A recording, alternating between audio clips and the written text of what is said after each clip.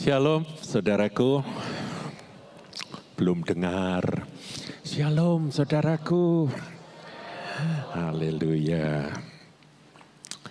Saudara, setiap kali benediction itu disampaikan, benediction tahu ya, berkat akhir itu selalu hamba Tuhan mengutip dari ayat firman yang mana dikatakan kasih Bapa, kasih karunia Tuhan Yesus Kristus dan persekutuan Roh Kudus menyertai saudara-saudari sekalian. Selalu saudaraku, karena kita punya iman kita adalah iman Tritunggal. Amin. Coba katakan iman Tritunggal. Ya, jadi kalau sekolah tuh sekolah Tritunggal gitu ya saudara ya. Tapi kita gereja Kristen itu percaya akan Trinity. Tritunggal, yaitu Allah kita yang Esa menyatakan diri dalam 3 pribadi dan 3 fungsi. Ya, kalau saudara-saudari kita dari gereja Katolik itu selalu mengingat hal itu atas nama Bapa, Putra, Roh Kudus, amin, begitu ya. Ingat terus bahwa Allah kita itu Esa, tapi menyatakan diri dan berfungsi dalam 3 fungsi dan 3 pribadi. Nah, hari ini kita akan membahas tentang peran fungsi dari pribadi yang ketiga dari Allah Tritunggal, yaitu Roh Kudus. Nah, kalau Allah itu kasih, Bapa itu kasih, karena begitu besar kasih Allah sehingga dikaruniakan putranya yang tunggal, ya kan? Tuhan Yesus Kristus. Supaya kita semua ditebus, tidak binasa melainkan beroleh hidup kekal. Berarti kalau Tuhan Yesus itu karunia. Karunia itu pemberian kepada yang tidak layak menerima. Kita ini nggak layak menerima pemberian anugerah kasih karunia itu. Tapi karena kasih Allah, kasih Bapa, kita menerima Yesus Kristus yang full of grace and truth. Penuh dengan kasih karunia dan kebenaran. Itu Tuhan Yesus. Tetapi peran dan fungsi dari pribadi yang ketiga, yaitu Roh Kudus, dialah yang akan menyertai kita selama-lamanya. Ketika Tuhan Yesus naik ke surga yang kita peringati hari Kamis kemarin, Tuhan tidak meninggalkan kita yatim piatu. Tapi bersama dengan Bapa, Tuhan mengutus akan Roh Kudus, Parakletos, seorang penolong yang lain. Kalau seorang itu berarti satu pribadi. Tetapi karena pribadinya adalah roh, maka enggak kelihatan saudara. Enggak nampak. Tapi dia ada, dia nyata. Nah, itu yang akan kita bahas. Saudara, hari ini kita akan belajar tentang judul hidup dipimpin roh. Coba katakan ya saudara, 2, 3, hidup dipimpin roh. Saudara hidup, saya hidup, betul ya? Masih hidup artinya belum meninggal, masih hidup. Nah, selama kita masih hidup ini, kita harus dipimpin oleh roh. Roh di sini adalah Roh Kudus. Parakletos, penghibur, penolong yang diutus oleh Bapa untuk menyertai kita selama-lamanya dan tinggal di dalam kita. Nah, kita harus wajib hidup dipimpin oleh roh itu. Sebab kalau tidak dipimpin roh, maka hidup kita akan dipimpin oleh diri kita sendiri, atau bahkan yang lebih buruk dipimpin oleh iblis.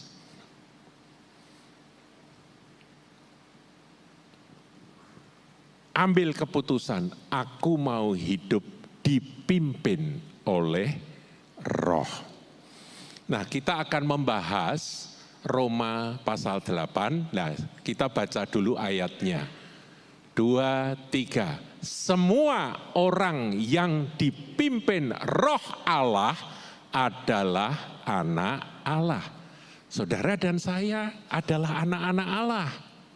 Karena kita sudah menerima Yesus Kristus sebagai Tuhan dan Juru Selamat kita. Kita pewaris kerajaan Allah, kerajaan sorga. Karena penebusan yang dikerjakan oleh Tuhan Yesus di kayu salib yang kita percayai. Tetapi hidup kita yang kita jalani day by day setiap hari ini harus dipimpin oleh roh Allah.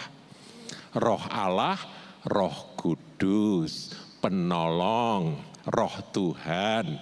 Kadangkala disebut roh Kristus, sometimes disebut roh Yesus.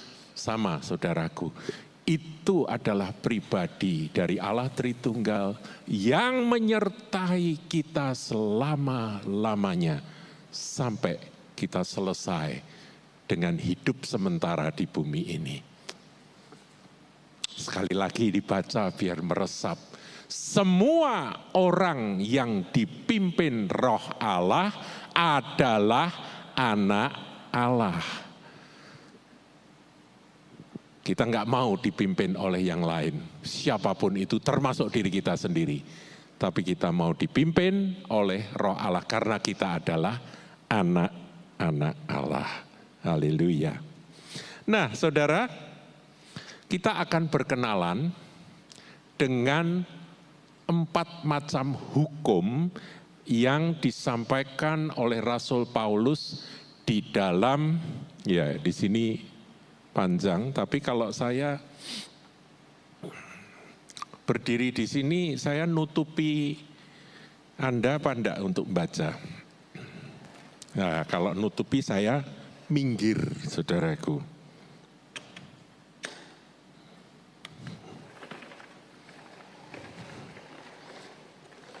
Iya, dengan demikian, masihkah saya nutupi? Masih. Yuk, makasih. Biar saya menyingkir, saudaraku. Ya, kalau gini kan enak, saudara. Anda bisa baca lengkap. Makanya saya pikir ini mungkin ada ide yang bagus untuk menaikkan satu kotak ke atas. Karena kalau enggak yang bawah-bawah itu nanti pasti ketutup dengan pembicara, terutama saya yang agak tinggi. Gitu saudaraku. Nah, saudara, kita akan berkenalan dalam Roma 8 ayat 1-3 ini dengan 4 macam hukum. Ya, Rasul Paulus itu diurapi Roh Kudus. Dia menjelaskan tentang 4 macam hukum. Nah, kita akan baca, saudaraku ya. Ayat 1 sampai ayat yang ke-3. Mari. 2, 3. Demikianlah sekarang tidak ada penghukuman bagi mereka yang ada di dalam Kristus Yesus. Hukum roh yang memberi hidup telah memerdekakan kamu dalam Kristus dari hukum dosa dan hukum maut. Sebentar, saudara. Ini terjemahan yang saya miliki di kitab saya, Alkitab saya ini ditulis roh yang memberi hidup. Ini terjemahan salah, saudara, kurang lengkap. Nah, terjemahan yang baru diperkenalkan itu, meskipun ada banyak kontroversi, yang kurang cocok, ini kurang cocok. Tapi dalam hal ini, dalam Roma pasal 8, dia tepat, benar. Yaitu pakai hukum roh. Ayat 2 coba saudara diulang ya. Hukum roh yang memberi hidup telah memerdekakan kamu dalam Kristus dari hukum dosa dan hukum maut. Ayat 3. Sebab apa yang tidak mungkin dilakukan hukum Taurat karena tak berdaya oleh daging telah dilakukan oleh Allah dengan jalan mengutus anaknya sendiri dalam daging yang serupa dengan daging yang dikuasai dosa karena dosa. Ia telah menjatuhkan hukuman atas dosa di dalam daging. Nah, saudaraku, dari 3 ayat ini kita temukan 4 macam hukum. Coba kita lihat next dulu ya. Nanti kita kembali ke sini tapi next dulu. Nah, apa arti hukum? Nah, itu yang perlu kita pahami. Kembali ke tadi. Saudaraku, hukum itu artinya apa? Ada banyak definisi, tetapi sebetulnya yang dimaksudkan oleh Rasul Paulus itu mungkin yang paling dekat dengan apa yang ingin dia sampaikan adalah hukum alam. Hukum alam, saudaraku. Dan hukum alam yang paling gampang untuk kita pahami adalah hukum Newton yang pertama. Ya. Jadi Sir Isaac Newton itu pada satu hari dia sedang duduk di sebuah perkebunan apel dan dia tiba-tiba melihat apel itu jatuh, pluk. Mikir, saudara ya, ini abad 17 saudaraku, masih kuno. Tapi karena dia orang jenius, dia mikir, kok aneh ya? Padahal bagi orang lain itu enggak aneh, tapi bagi dia aneh. Jadi orang-orang pintar itu suka melihat hal-hal yang dianggap biasa jadi aneh. Dia lihat, loh apel itu kok jatuh ya? Kenapa kok apelnya pada waktu mateng kemudian putus kok enggak mencelat ke atas? Mikir, saudaraku. Akhirnya Sir Isaac Newton ini menemukan sebuah kebenaran yang disebut hukum Newton yang pertama, yaitu bumi ini punya daya gravitasi. Paham ya saudaraku ya? Kalau kita nggak punya, kalau bumi ini tidak punya gravitasi, daya tarik bumi, jadi inti bumi itu narik saudaraku, sehingga semua benda itu pasti akan jatuh ke bumi. Kalau bumi ini nggak punya itu, maka kita akan menjadi manusia-manusia yang melayang-layang semau-maunya saudaraku. Nggak ada yang bisa nempel di bumi ini. Kita nggak bisa jalan gini, karena ada gaya tarik bumi. Nah, itu sebuah hukum yang berlaku secara universal. Di seluruh dunia berlaku hukum gravitasi. Sederhananya kalau saya menjatuhkan atau melepaskan satu benda, maka benda itu pasti akan jatuh ke bawah. Ya. Bahkan ketika saya mencoba melemparkan benda ini ke atas, pada satu titik ketika daya tolak ke atas itu habis, dia akan jatuh ke bawah karena ada hukum gravitasi. Nah, seperti itulah padanannya, paralelisasinya Rasul Paulus menceritakan tentang 4 hukum tersebut. Nah, saudara, meskipun tidak secara urut dari ayat-ayatnya, tapi Rasul Paulus menyampaikan tentang 4 perkara itu, dan nanti saya akan jelaskan, saudaraku, bahwa hukum yang berlaku itu hanya bisa dikalahkan dengan hukum yang lain. Hukum harus dikalahkan dengan hukum yang lain, ya. Nanti kita akan ke sana. Nah, yang dia sampaikan pertama perlu kita ketahui, setiap manusia yang lahir dari keturunan Adam itu ada di bawah hukum dosa. Katakan hukum dosa, 1, 2, 3, hukum dosa. Nah, hukum dosa ini nanti akan berlanjut kepada hukum maut. Makanya dikatakan di situ, hukum roh yang memberi hidup telah memerdekakan kamu dalam Kristus dari hukum dosa dan hukum maut. Jadi hukum dosa dan hukum maut itu gandeng, saudaraku, menyatu satu sama lain, tidak terpisahkan. Apakah hukum dosa itu? Yaitu sebuah hukum yang menguasai setiap kita manusia yang adalah keturunan Adam. Semua keturunan Adam itu dikuasai oleh hukum dosa. Kita terlahir di dalam dosa. Dan hukum dosa itu akan membuat setiap orang untuk terus-menerus berbuat dosa. Suka nggak suka, mau nggak mau, bahkan didisiplin seketat mungkin, dia pasti akan jatuh dalam dosa. Itu seperti gravitasi, saudaraku.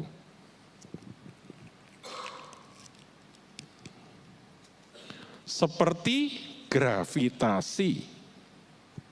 Mau coba lempar ke atas, jatuh lagi. Lebih kuat usahanya, jatuh lagi, saudaraku. Karena ada hukum gravitasi. Ada hukum dosa, kita mau puasa, kita mau mengekang diri seketat mungkin, tiba-tiba saja dosa itu datang. Itu disampaikan oleh Rasul Paulus. Aku ngerti yang baik, aku ngerti yang benar, tapi justru yang nggak baik, yang salah, yang dosa itu yang aku perbuat. Frustrasi.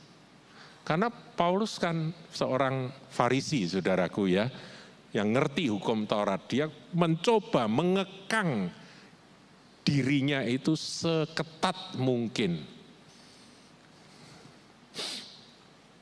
Dia mendisiplin diri sekeras mungkin. Tapi toh hukum dosa itu berlaku dalam tubuhnya yang adalah daging, saudaraku. Nah, hukum dosa itu berlanjut. Karena upah dosa adalah maut. Ngerti ya? Upah dosa apa, saudara? Maut. Maka ada berlaku hukum juga di dalam tubuh kita ini, dalam diri kita, sebuah hukum yang akan menjerat manusia pada akhirnya pasti menuju maut, yaitu keterpisahan dengan Allah pencipta selama-lamanya. Jadi hukum dosa dan hukum maut itu merupakan lanjutan, saudaraku. Paham ya? Nah, kedua hukum ini melekat dalam diri semua orang karena semua orang adalah daging. Kita lahir dari daging, maka kita adalah daging. Dan daging itu tidak mampu memenuhi tuntutan hukum Allah. Nah, kemudian yang ketiga apa, saudaraku? Nomor 3. Hukum Taurat. Tuhan tahu, Allah tahu, manusia itu butuh hukum yang lain yang bisa membebaskan mereka dari hukum dosa dan hukum maut. maka Tuhan menurunkan hukum Taurat. Hukum Taurat itu suci. Hukum Taurat itu isinya peraturan-peraturan, tuntutan-tuntutan, yang mana kalau orang mematuhinya, mentaatinya, tapi nggak boleh ada gagal satu, nggak boleh, saudaraku. Jadi kalau hukum Tauratnya 10, gagal satu, rusak semua. Nggak bisa, tetap dia binasa. Itu hukum Taurat, saudaraku. Karena hukum Taurat itu kudus, suci dari Allah, dan hukumnya, kalau kamu melakukan, kamu selamat. Tapi kalau kamu gagal, gak ada ampun. Itu hukum Taurat, saudaraku. Kerasnya luar biasa hukum Taurat itu. Nah, apakah manusia yang sudah dikuasai hukum dosa dan hukum maut itu mampu memenuhi tuntutan hukum Taurat? Dijelaskan di ayat 3. Ayat 3 katakan, sebab apa yang tidak mungkin dilakukan hukum Taurat. Jadi hukum Taurat maunya, niatnya menyelamatkan manusia bebas dari hukum dosa, hukum maut. Tapi nggak mungkin. Kenapa nggak mungkin? Karena tak berdaya oleh daging. Jadi hukum Taurat mau memperbaiki manusia yang adalah daging, mustahil. Daging itu pada hakikatnya, naturnya, sifat alaminya itu dosa. Saudara dan saya adalah daging. Karena kita lahir dari daging. Tuhan Yesus berkata, yang dari daging adalah daging. Yang lahir dari daging adalah daging. Yang lahir dari roh adalah roh. Saya berharap saudara nangkep ya. Central message dari apa yang kita dengar pada pagi hari ini. Jadi hukum Taurat yang adalah peraturan-peraturan dari Allah untuk manusia yang apabila mentaatinya secara sempurna, maka manusia dapat luput dari hukum dosa dan hukum maut. Tetapi tuntutan hukum Taurat mustahil digenapi oleh manusia, karena manusia adalah daging. Hanya ada satu manusia, yaitu Tuhan Yesus, yang menjadi daging. Yesus lahir dari seorang perempuan, tapi dia tidak dikandung karena benih Adam, tapi dia dikandung dari Roh Kudus. Dan dia daging, tetapi dia satu-satunya daging yang tidak berdosa. Seluruh tuntutan hukum Taurat digenapi oleh Yesus. Dan hukum Taurat kalau saudara pelajari itu bukan hanya peraturan, tetapi ada penyembelihan anak domba, Paskah, itu termasuk Taurat. Dan itu digenapi oleh Tuhan Yesus. Ada korban sembelian, korban bakaran dan sebagainya, digenapi oleh Tuhan Yesus. Yang mana segala dosa dapat dihapuskan oleh darah anak domba itu.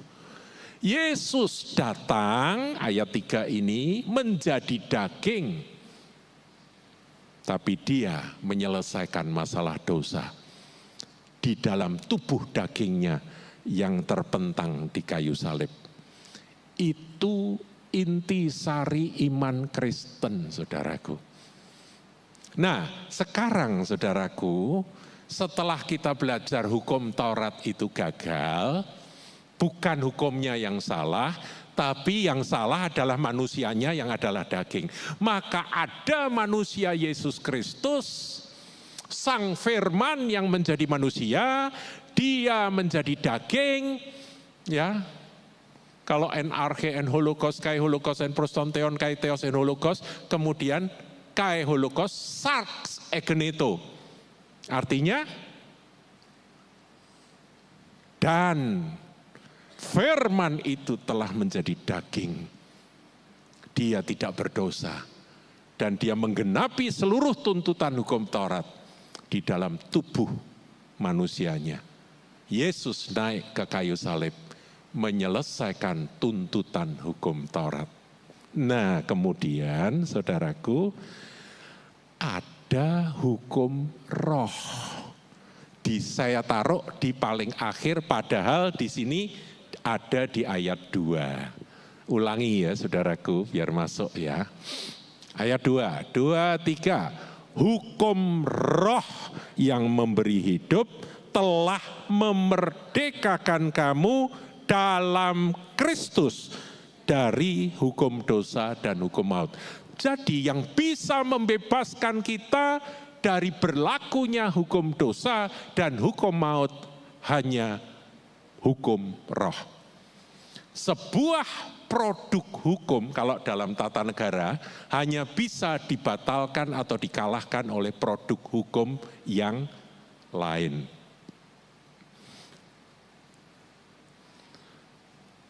Dulu ada produk hukum ini, kemudian dibatalkan dengan produk hukum yang lain.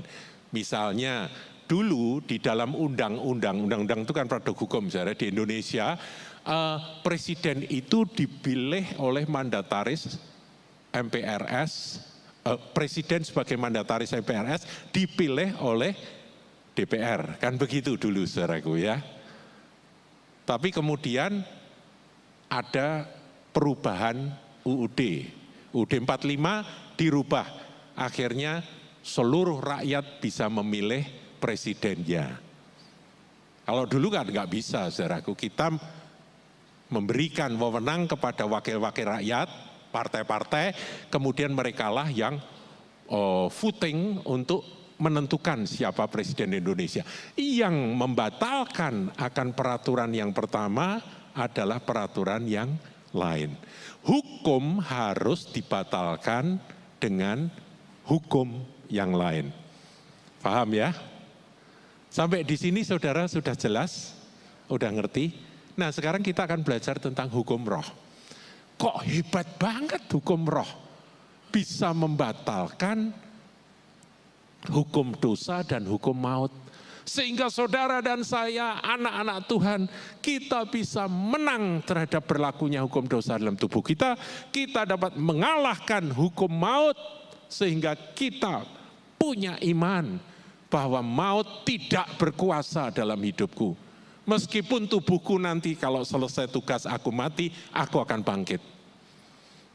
Paham ya saudaraku? Itu hukum maut dikalahkan oleh hukum roh.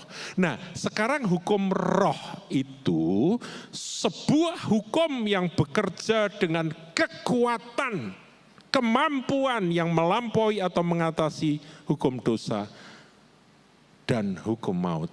Karena hukum roh dikerjakan oleh Roh Kudus. Saya ulangi, hukum roh dikerjakan oleh Roh Kudus di dalam hidup kita.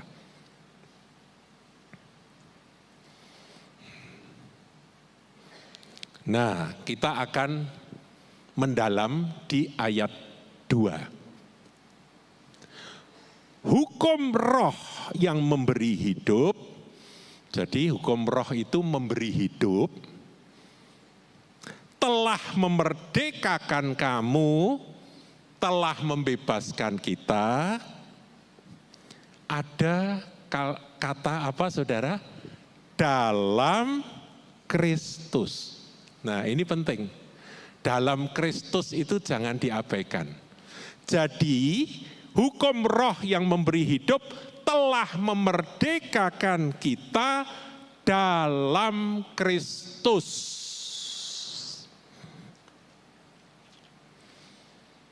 Kata dalam Kristus, saudaraku, kita nggak boleh abaikan.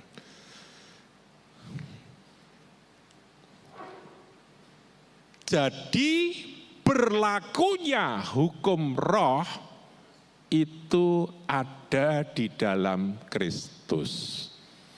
Kita tadi makan dan minum dari perjamuan kudus menggenapkan akan Yohanes 6 ayat yang ke-56, yaitu bunyinya, barang siapa makan dagingku dan minum dari darahku, dia tinggal di dalam aku dan aku tinggal di dalam dia. Itu kata-kata Tuhan Yesus. Kita aminkan, kita makan roti, minum anggur, tubuh dan darah Tuhan. Aku tinggal dalam Kristus, Kristus tinggal dalamku. Dengan iman kita pegang itu. Kita percaya bahwa kita ada di dalam Kristus. Karena hukum roh itu berlakunya hanya in Christ. Hanya di dalam Kristus. Saudara, saya seringkali jelaskan dengan begini. Ini ada lingkaran, taruh kata ya, di sini ada lingkaran. Lingkaran ini namanya Kristus. Kalau saya masuk ke lingkaran ini, maka berlakulah hukum roh. Di luar lingkaran itu, saya keluar, hukum roh ada di situ. Saya di luar hukum roh. Maka yang berlaku adalah hukum dosa dan hukum maut. Kalau saya ingin hukum dosa dan hukum maut tidak bekerja dalam diriku, maka aku harus masuk ke dalam Dia. Tinggal di dalam Kristus. Hanya di dalam Kristus berlakulah hukum roh tersebut.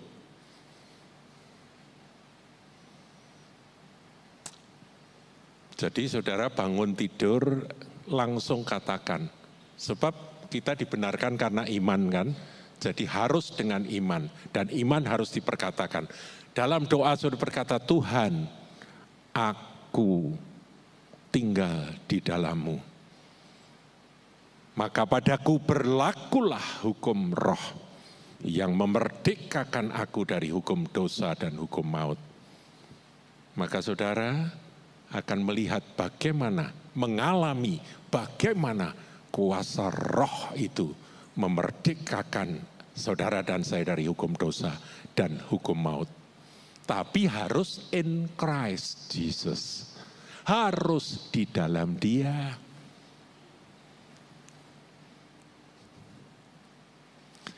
Ya, ayat 2 itu bunyinya gitu ya saudaraku ya. Hukum roh yang memberi hidup telah memerdekakan kamu dari hukum dosa, tapi sebelumnya ada dalam Kristus.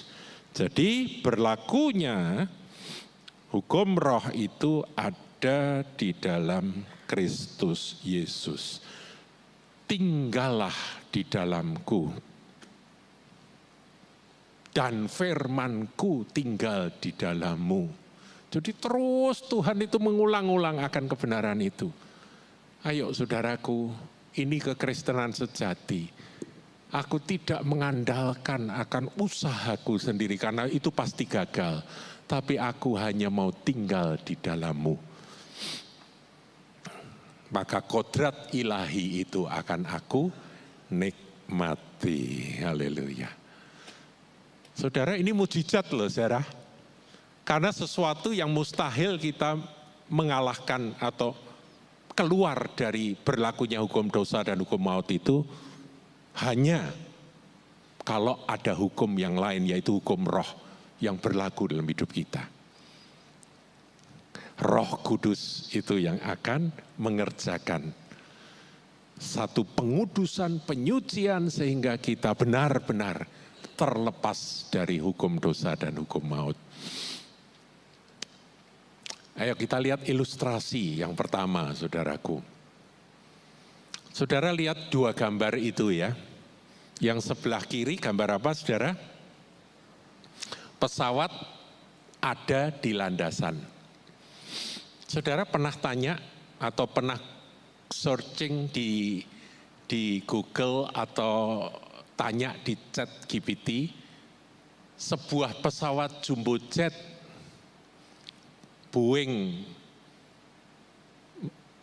747 yang membawa kita pergi ke luar negeri itu, saudaraku, itu beratnya berapa kira-kira? Ayo, ada yang tahu? Kalau tahu nanti tak kasih permen, makannya nanti malam. Ada, saudara? Satu, Boeing 747 bobotnya berapa? Pak Freddy langsung chat GPT itu loh. Zaman sekarang nih kita nih, berapa bobotnya Pak Freddy?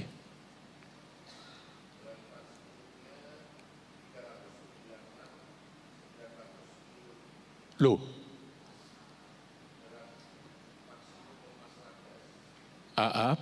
berat maksimum dari pesawatnya berapa? 396 ton.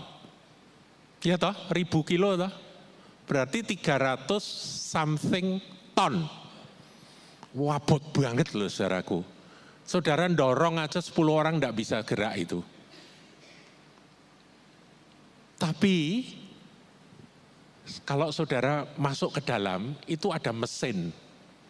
Mesinnya itu, mesin jetnya itu ya, itu punya potensi, punya power, punya kekuatan yang luar biasa yang bisa membuat pesawat yang beratnya 300 ton lebih itu bisa terbang, saudaraku.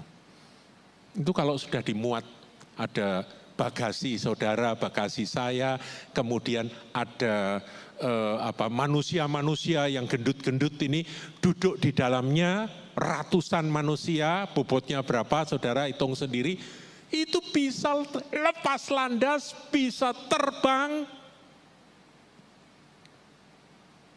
dengan kecepatan tinggi, mencapai jarak yang jauh-jauh, saudaraku. Antar benua, saudaraku, terbang. Karena apa, saudara? Karena apa? Ada mesin. Nah, Roh Kudus itu seperti itu, saudaraku. Tapi kalau mesin itu tidak dinyalakan, tidak di starter,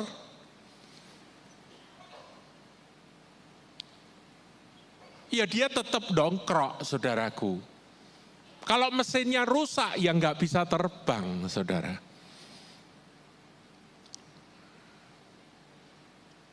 Seperti itu ilustrasinya. Ilustrasi kedua, hukum roh, berlakunya hukum roh. Nah ini hewan, saudaraku ya, ini burung. Bagai raja wali melintasi gunung tinggi. Ya kan, Raja Wali itu kalau terbang itu, waduh cepat sekali, saudara. Saya pernah melihat itu di Ungaran itu ada burung Raja Wali. Pertamanya setinggi ini, pohon kelapa, jadi masih kelihatan burungnya. Kemudian dia muter begitu, cepat sekali tiba-tiba tinggal satu titik hitam. Cepat sekali, naiknya itu cepat sekali. Melintasi langit biru, saudaraku. Burung Raja Wali. Kenapa, saudara? Pertanyaan saya, apakah burung Raja Wali tidak punya berat? Loh, burung Raja Wali itu bobotnya lumayan loh, saudara. Coba chat GPT lagi. Berapa burung Raja Wali bobotnya?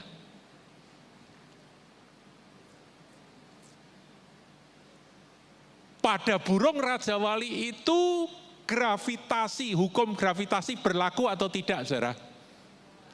Berlaku, karena dia punya bobot. Berapa? 6,5 kilo. Itu belum dikasih makan, Pak Freddy. Kalau dikasih makan bisa 7 kilo. Itu benda 6,5 kilo, saudara lepaskan pasti jatuh dong. Ya kan? Gedebuk pasti. Tapi kenapa dia bisa terbang tinggi, saudara? Melintasi langit biru, melintasi gunung tinggi. Karena dia punya sayap. Dan pada sayapnya itu ada potensi yang luar biasa. Kalau saudara melemparkan burung Raja Wali ke atas begini ya, saudara lemparkan begitu, maka burung Raja Wali itu sebetulnya mau jatuh, tapi begitu dia membuka sayapnya, itu otomatis loh saudara, natural itu, alami.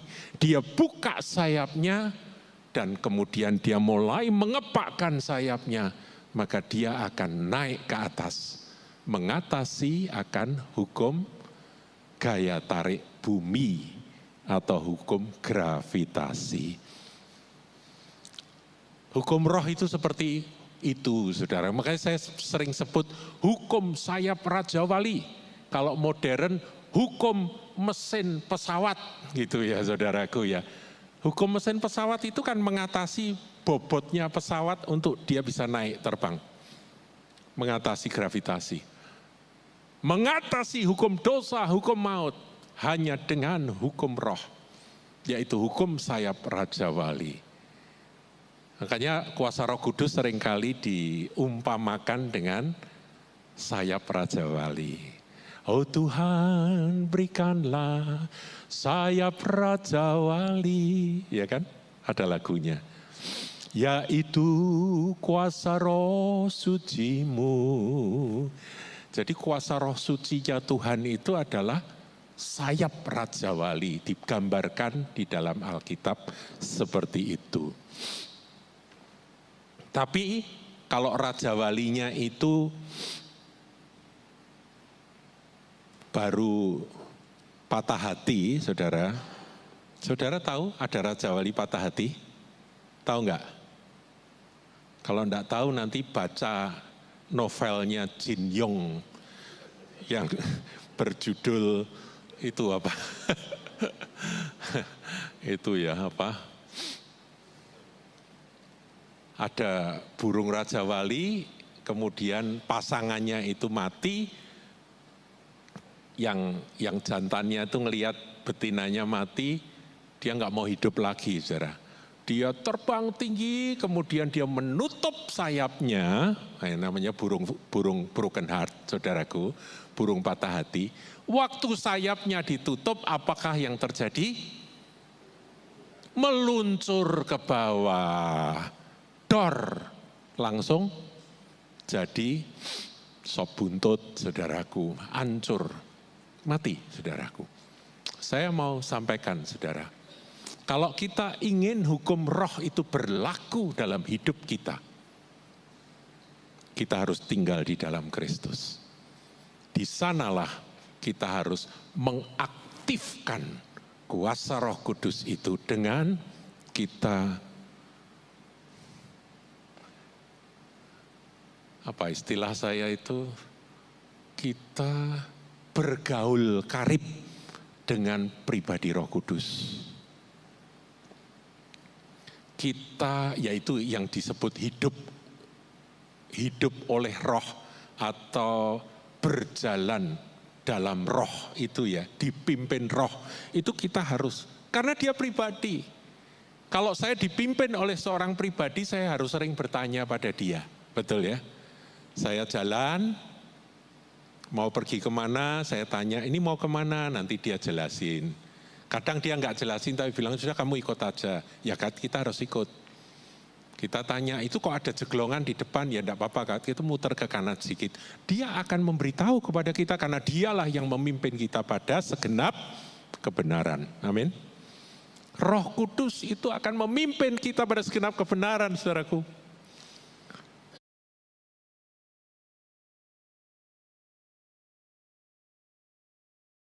Pakai Roh Kudus, aku nggak mau dengar Roh Kudus, aku nggak mau nurut Roh Kudus, hancur, saudaraku.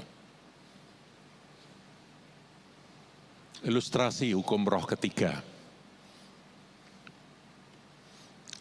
Ini teman-teman yang kemarin piknik ke Turki, itu ada ini, ada acara naik, apa itu namanya, balon gas itu, saudaraku ya.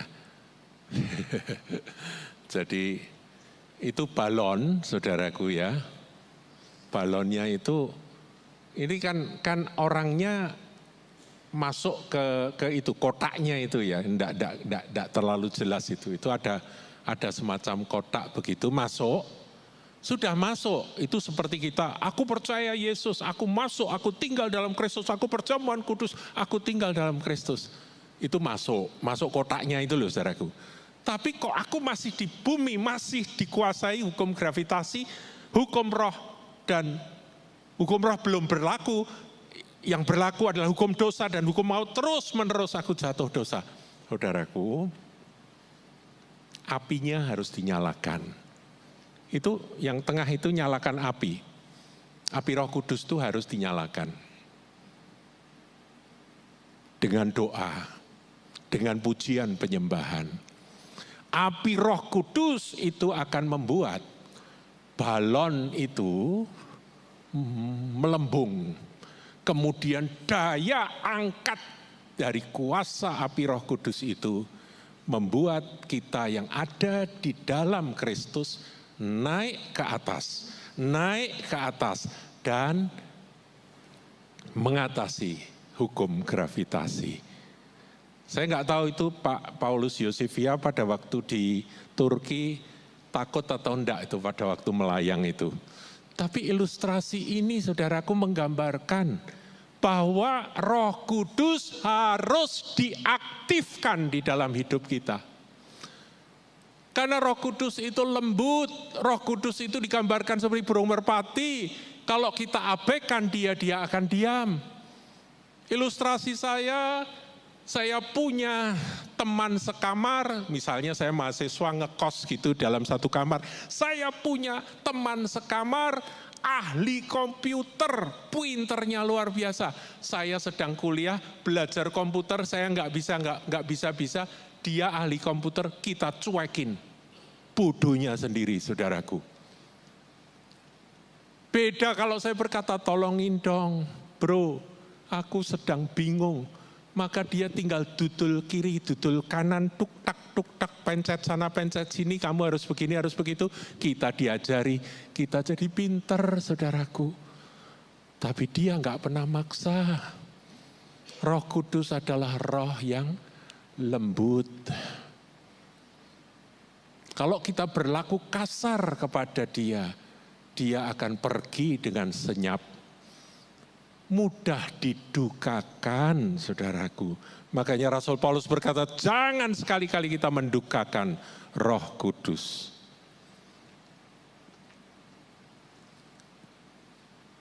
Kalau ilustrasi Raja Wali, ya gunakan potensi sayap.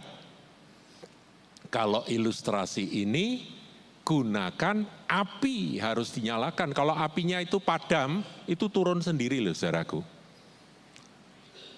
Kalau ilustrasi pesawat, gunakan akan mesin yang ada di dalam pesawat itu supaya bisa terbang. Faham ya saudaraku ya? Ilustrasi ini kan menggambarkan berlakunya hukum roh. Jadi pikirkanlah hal-hal yang dari roh. Carilah keinginan roh setiap saat, kenalilah pribadi Roh Kudus, berkomunikasilah dengan Roh Kudus.